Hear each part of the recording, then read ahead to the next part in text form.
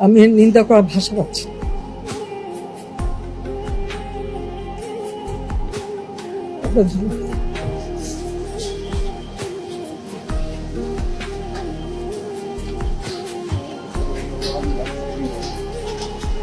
যেই কষ্ট আমি লাঘব করতে চেয়েছি, এই কষ্ট আবার যারা সৃষ্টি করলো তাদের বিরুদ্ধে আপনাদেরই রুখে দাঁড়াতে হবে। দিন রাত অক্লান্ত পরিশ্রম করেছি। এই অ্যালাইনমেন্ট আমি পরিবর্তন করে এমন ভাবে করে দিয়েছি যেটা দ্রুত সময় হয়। ওটা বাতিলও করে দিয়েছিলাম। আচ্ছা, কোটা সংস্কার হবে, আপিল করলাম, উচ্চ আদালত সিদ্ধান্ত দেবে, সেই জন্য পর্যন্ত তো ধৈর্য ধরতে হবে। যে কোনো নাগরিককে তো আইন আদালত মেনে চলতে হবে। সেটা না, ওই এক দফা পরে আসলো 4 দফা, তারপর আসলো 6 দফা, তারপর আসলো 8 দফা, তারপর আবার 4 দফা, আবার ওই 4 দফাও হবে না, আরো 8 দফা। এইভাবে এমন একটা পরিবেশ সৃষ্টি, আর সেই সাথে সাথে এই ধ্বংসযজ্ঞ, মানে এই ধ্বংসযজ্ঞটাকে সুযোগ সৃষ্টি করে দেওয়া। ক্ষতিকার হলো আজকে মেট্রো রেল বন্ধ, কারণ এই স্টেশন যেভাবে ধ্বংস হয়েছে, এটা সম্পূর্ণ ডিজিটাল সিস্টেম, ইলেকট্রনিক সিস্টেম, সম্পূর্ণ মডার্ন।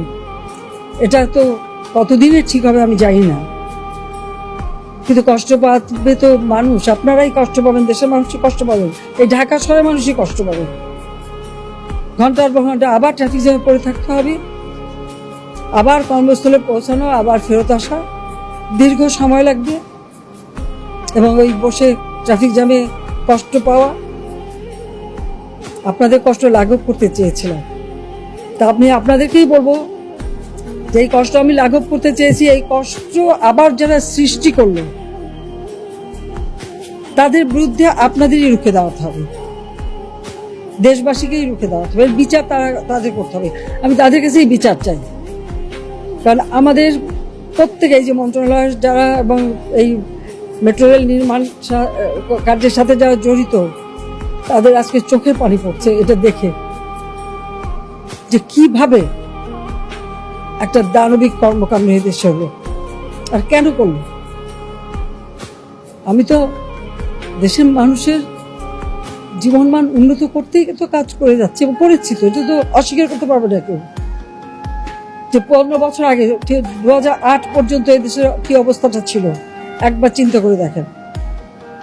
আর আজকে বাংলাদেশ উচ্চ ধাপে উঠে গেছে, সেখান থেকে নামাতে হবে কেন? আমার প্রশ্ন সেটাই, জানি না প্রশ্নের জবাব খেয়ে দেবে। দিন রাত অক্লান্ত পরিশ্রম করেছি। এই অ্যালাইনমেন্ট আমি পরিবর্তন করে এমন ভাবে করে দিয়েছি যেটা দ্রুত সময় হয়, এবং সেইভাবেই এটা করা হচ্ছে। আমি আরো এটা বাড়িয়ে দিয়েছি, মতিঝিল থেকে একেবারে কমলাপুর রেল স্টেশন পর্যন্ত যাবে। কেন? মানুষ আরো শুদ্ধভাবে চলতে পারে। তো যারা একটু আঘাত করলো, এই মেট্রো রেল এভাবে ভাঙচুর করলো, যারা যে প্রায় 2 লক্ষ 2.5 লক্ষ মানুষ চলাচল করতেন খুব অল্প সময়ের মধ্যে, এদেশের মানুষ কত খুশি ছিল। তাদের সব আনন্দ যারা নষ্ট করলো, যাদের আরামে যে চলাফেরা করতে পারতো, সেই চলাফেরার পথ যারা রুদ্ধ করে দিল, তাদের বিচার এদেশের জনগণকেই করতে হবে। আমি সেটাই চেয়ে যাচ্ছি।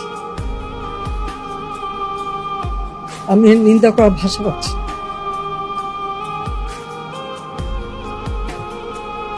আপনার